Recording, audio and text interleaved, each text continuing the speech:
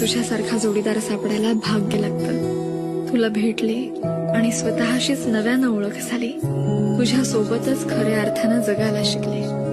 ह्याच जन्मी काय, पुढच्या 7 जन्मात मला तूच माझ्या आयुष्याचा जोडीदार म्हणून हवायस.